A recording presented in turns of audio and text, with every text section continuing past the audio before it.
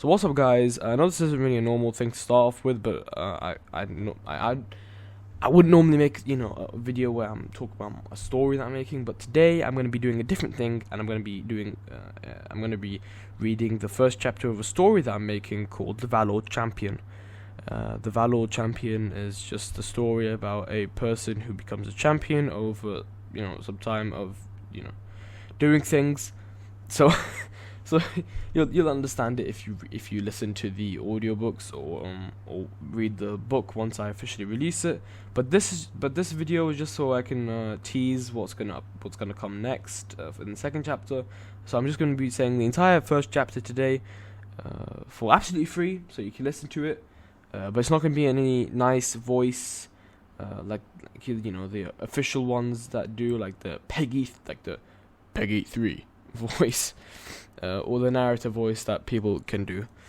So it's not going to be perfect, but I just hope that you guys enjoy it. So, yeah, The Valor Champion, Chapter 1, written by Younus Khan. Chapter 1. Ups and downs, mostly downs. The sweat fell off Michael's poor dirty face after 11 hours of treacherous work in his overnight shift in the office. He couldn't wait to leave and sleep on his 2-inch thick, rodent-infested mattress. A mattress on the floor in his mother's apartment. Michael was turning 25 this night, yet him and his mother were too poor to celebrate. They ate half a small frozen pie each and left the crumbs for the hungry garbage pandas. Michael never dreamt of a life of luxury, yet he didn't anticipate for this either. All he had ever wanted was to make his father proud, until his father was killed after trying to stop a crime. His father was called Sheldon Range, a former detective for the APD. The shooter was a man named Jeremy Stitch.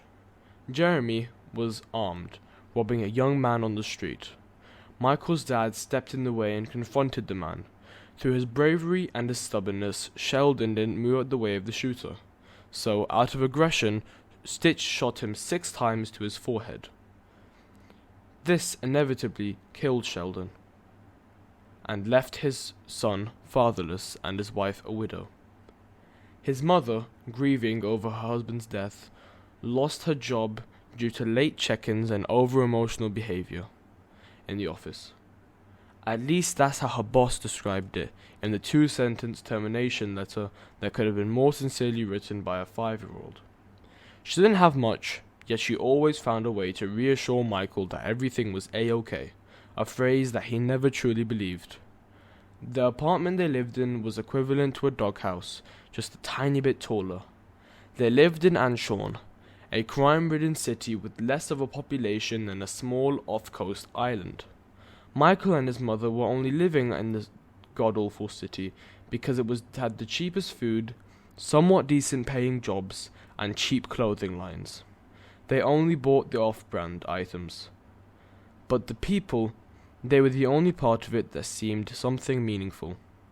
The kindness from the people is what made them move there in the first place. The cheap luxury was what kept them there after Michael lost his dad.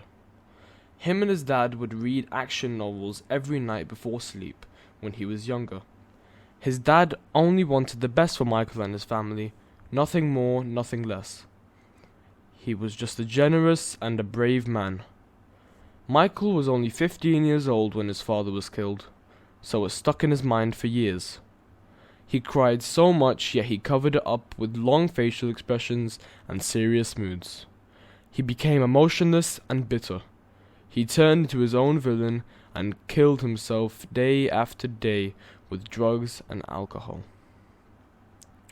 When coming back from work, he was greeted by 3 officers who were on his case for months.